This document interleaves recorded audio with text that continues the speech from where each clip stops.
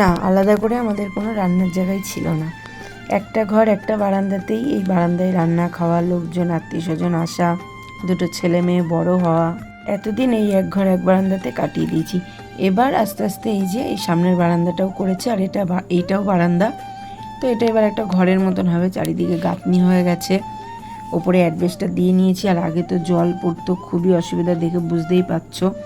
আর এখন বৃষ্টি হচ্ছে, এই যে বৃষ্টি হলেই জল পড়ছে। তো আজকে আমার এই ওপরে অ্যাডভেস্টারটা ছাওয়া হয়ে গেছে।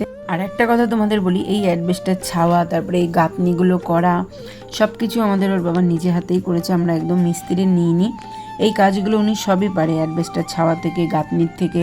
তারপরে কাঠের কাজটাই করে, ওগুলো সেরকম করে না, যখন কাজ না থাকে তখন করে। আর জিনিসের যা দাম, ইট বালি সিমেন্ট, তারপরে মিস্ত্রি রেট, এগুলো দিতে গেলে হয়তো আমরা বাড়িটা এখনও ঠিক করতে পারতাম না।